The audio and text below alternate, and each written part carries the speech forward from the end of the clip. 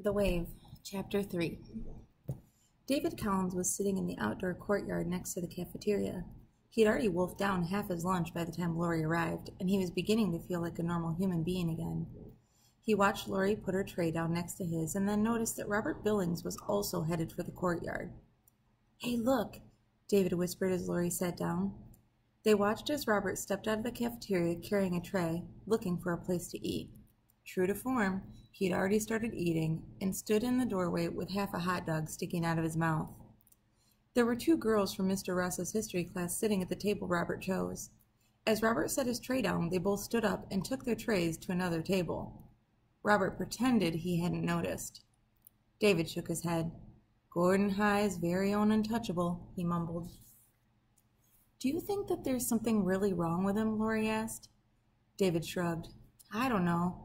He's been pretty strange for as long as I can remember. Then again, if people treated me like that, I'd probably be pretty strange too. It's just weird that he and his brother should come from the same family." "Did I ever tell you that my mother knows his mother?" Lori asked. "His mother ever talk about him?" David asked. "No, except I think she told me once that they had him tested, and he really does have a normal IQ. He's not really dumb or anything." "Just weird," David said, and went back to eating his lunch. But Lori only picked at hers. She seemed preoccupied. "What is it?" David asked. "That film, David," Lori answered. "It really bothers me. Doesn't it bother you?" David thought for a moment. Then he said, "Yeah, sure. It's something horrible that happened once. It bothers me. But that was a long time ago, Lori. To me, it's like a piece of history. You can't change what happened then." "But you can't forget it," Lori said. She tried a bite of her hamburger, then made a face and put it down. "Well, you can't go around being bummed out about it for the rest of your life either," David said. He eyed Lori's uneaten hamburger. "By the way, you gonna eat that?" Lori shook her head. The movie had left her without much of an appetite. "Help yourself." Not only did David help himself to her burger, he finished off her fries, salad, and ice cream as well. Lori looked in his direction, but her eyes were distant. David wiped his lips with a napkin. "Would you like anything more?" Lori asked.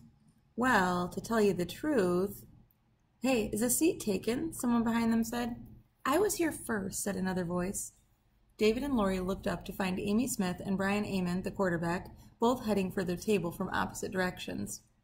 "What do you mean you were here first?" Brian asked. "Well, I meant I wanted to be here first," Amy replied. "Meaning to be first doesn't count," Brian said. "Besides, I have to talk to Dave about football." "And I have to talk to Lori," Amy said. "What about?" Brian asked. "Well, about keeping her company while you talk about boring football." "Stop it," Lori said. "There's room for two." "But with them you need room for three," Amy said, nodding at Brian and Dave. "Hardy har har," Brian grunted. David and Lori slid over, and Amy and Brian squeezed in next to them at the table. Amy was right about room for three. Brian was carrying two full lunch trays. "Hey, what are you going to do with all this food?" David asked, patting Brian on the back. Although he was the team's quarterback, Brian was not very big. David stood a full head taller than him. "I gotta gain some weight," Brian said as he started to wolf down his lunch. "I'm going to need every pound I've got against those guys from Clarkstown on Saturday. They are big. I mean huge. I hear they got a linebacker who stands 6'3" and weighs 220. "I don't see what you're worried about," Amy said. "No one that heavy can run very fast." Brian rolled his eyes. "He doesn't have to run, Amy. All he has to do is squash quarterbacks." "Will you have a chance on Saturday?" Lori asked.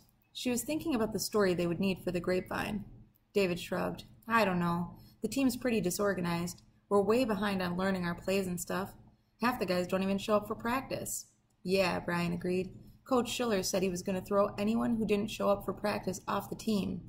But if he did that, we wouldn't even have enough guys to play." No one seemed to have anything more to say about football, so Brian bit into his second hamburger. David's thoughts drifted to another pressing matter. "Hey, is anyone here good at calculus?" "Why are you taking calculus?" Amy asked. "You need it for engineering," David said. "So why not wait till college?" Brian asked. "I heard it was so hard that you have to take it twice to understand it," David explained. "So I figured I'd take it once now and once later." Amy nudged Lori. "I think your boyfriend is strange," she said. "Talk about strange," Brian whispered, nodding towards Robert Billings. They all looked. Robert was sitting alone at his table, engrossed in a Spider-Man comic book. His lips moved as he read, and there was a red streak of ketchup on his chin. You see him sleep through the whole movie? Brian asked. Don't remind Lori, David told him. She's upset. What, about that movie? Brian asked. Lori gave David a dirty look. Do you have to tell everybody? Well, it's true, isn't it? David asked. Oh, just leave me alone, Lori answered. I can understand how you feel, Amy told her. I thought it was just awful. Lori turned to David. There, you see? I'm not the only one that it bothered.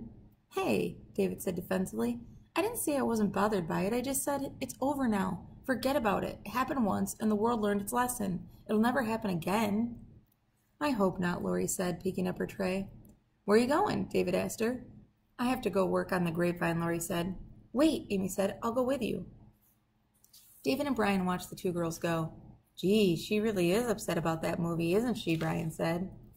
Yeah, David nodded. You know, she always takes stuff like that too seriously. Amy Smith and Lori Saunders sat in the grapevine office talking. Amy wasn't on the newspaper staff, but she often hung out with Lori in the publications office. The office door could be locked, and Amy would sit inside by an open window holding a cigarette outside and blowing the smoke out. If a teacher came in, she could drop the cigarette onto the ground, and there would hardly be any smell of smoke in the room. That was an awful movie, Amy said. Lori nodded quietly. Are you and David having a fight? Her friend asked. Oh, not really. Lori couldn't help smiling slightly. I just wish he would take something besides football seriously. I don't know, he's such a jock sometimes.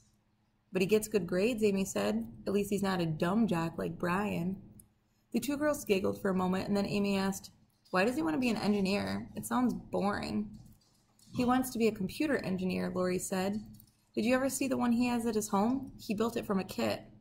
Somehow I missed it, Amy said facetiously. By the way, have you decided what you're doing next year? Lori shook her head. Maybe we'll go somewhere together. It depends on where we get accepted. Your parents will be thrilled, Amy said. I don't think they'd mind that much, Lori said. Why don't you just get married? Amy asked. Lori made a face. Oh, Amy, I guess I love David, but who wants to get married yet? Amy smiled. Oh, I don't know. If David asked me, I might consider it, she teased. Lori laughed. Would you like me to drop a hint? Come off it, Lori, Amy said. You know how much he likes you. He doesn't even look at other girls. He better not, Lori said. She noticed that there was a wistful note to Amy's voice. Ever since Lori had started dating David, Amy had wanted to date a football player too. It sometimes bothered Lori that underlying their friendship was a constant competition for boys, grades, popularity, almost everything one could compete for. Even though they were the best friends, that constant competition somehow prevented them from being really close. Suddenly, there was a loud knock on the door, and someone tried the doorknob. Both girls jumped. Who is it? Lori asked. Principal Owens, a deep voice replied. Why is this door locked?